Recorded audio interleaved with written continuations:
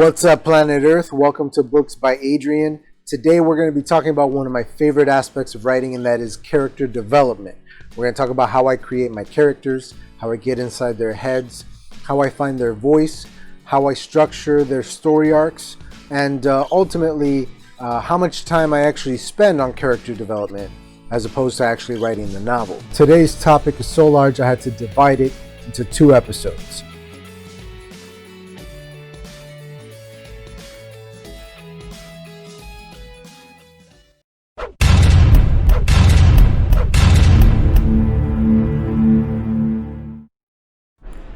Now, where I begin with developing characters tends to vary on a case-by-case basis.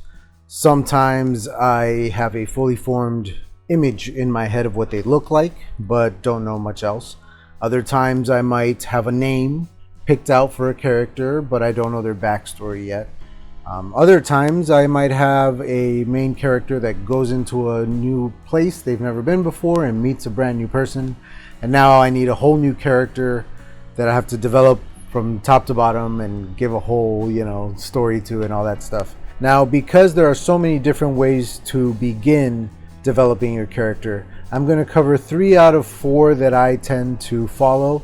I will not be covering naming characters because I already have a whole video on that topic. These 3 starting points are in no particular order.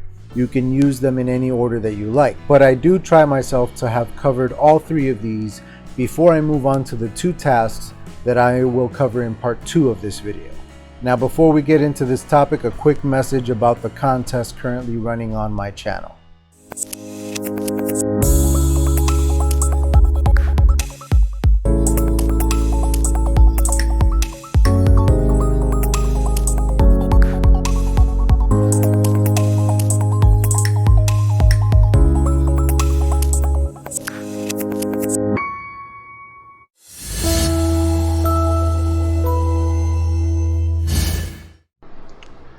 One way that I might begin developing my characters is through the thought dump, where I sit down and write out every idea that I have for this character, whether it's a name or the fact that they wear an eye patch, or maybe they have an interesting profession. Perhaps they are related to another character or fall into a particular archetype that I want to fill. Maybe I have a hero's journey already planned out for them. Maybe they're the villain. Whatever the case may be, I throw it all down on the thought dump. I can then go back through later and edit it, so to speak. But ultimately, this is about freeform writing, about just letting your thoughts go, keep your pen moving, keep the keys clacking. Now, I try not to spend too much time on the thought dump. It should be fairly quick, maybe a page at the most. If you have more than a page, then you've already worked on developing this character quite a bit.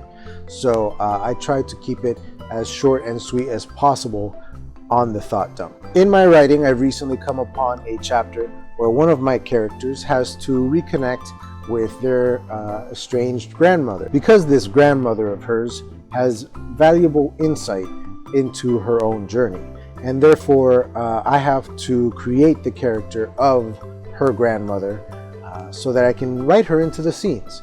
And so what I'm going to do now is go ahead and go through the thought dump process with you, as I tend to do it, and you're going to get to meet one of my characters. Now, for the character of Faye's grandmother, the thought dump turned out to be fairly short. I don't know too much about this particular character yet. I haven't developed her enough. What I do know, I know from the family history and family dynamics from when I did Faye's character development, Faye being one of my 3 main characters. So through what I know about her family history, I am going to then build this character out of that. This is what I have so far.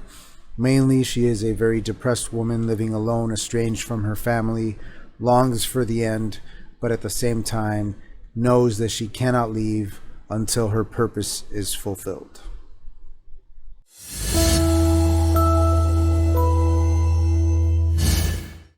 The next aspect of character development for me is usually the character profile. This you can find templates for all over the internet. They're definitely all over Tumblr. There are some that have 6 points of information for you to fill out, And there are others that go on for pages and pages and days and weeks and months, as though you're writing an encyclopedia about the character. The thing is, the more time you spend on the character profile, the less time you spend actually writing the character in your story. Something that Kent Shawn brought up in his video not too long ago on character development. And I must say I agree with him. However, I am guilty of this. I'm guilty of spending way too much time on the character profile, filling out all this useless information about a character. Their favorite ice cream flavor. Who cares about their favorite ice cream flavor? If they're not an ice cream truck driver or a serial killer who poses as an ice cream truck driver in order to transport his bodies in the coolers, don't steal that. That's my idea now. I'm writing that one.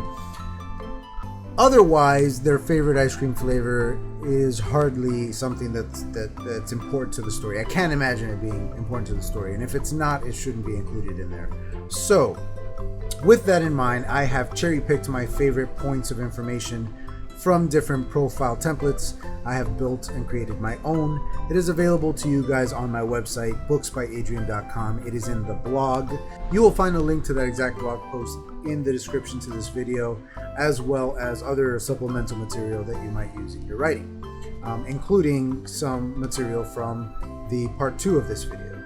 All that being said, regardless of how many points of information I have in this character template, I don't need to fill out every single one, as you will see in my filling out of the character profile for Faye's grandmother. Let's take a look. Now, the character profile, as you see here, has the basic stuff that you always see: age, sex, gender, race, culture, home. I try to, in other cases, especially with main characters, be as detailed as possible. In this case, I'm still being a little vague. Like I said, still getting to know her.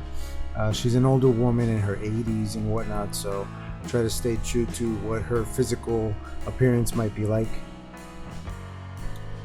Details about the family tree. Again, I know this stuff because I already developed it for Faye, and I have it in much more detail in her character profile.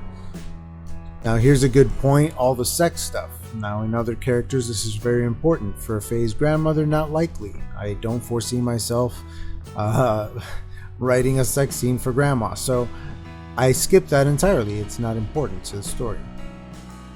The character profile serves as reference material later on while you're writing.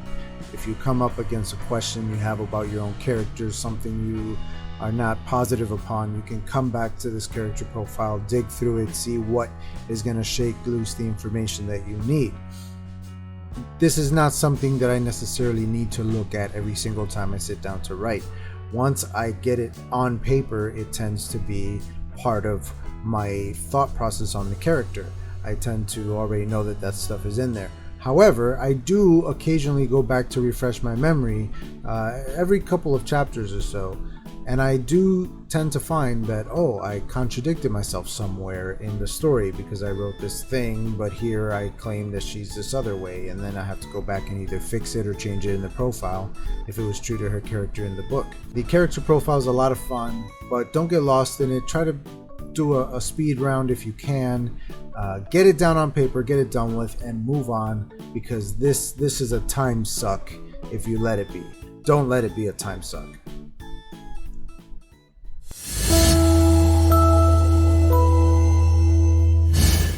At this point in creating the character, if I haven't named the character yet, that's what I would be doing now. Again, I already have a video on naming characters. For the purposes of this video, we'll move on to the personality quiz. Some people use zodiac signs.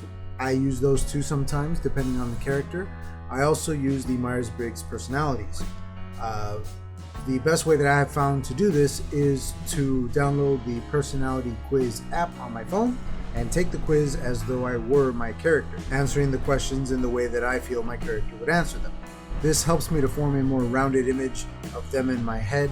It helps me to put them into situations and have them make choices, which is very important, and to sort of start living inside their head and finding that voice of theirs. What do they feel most strongly about? What are their most defining personality traits?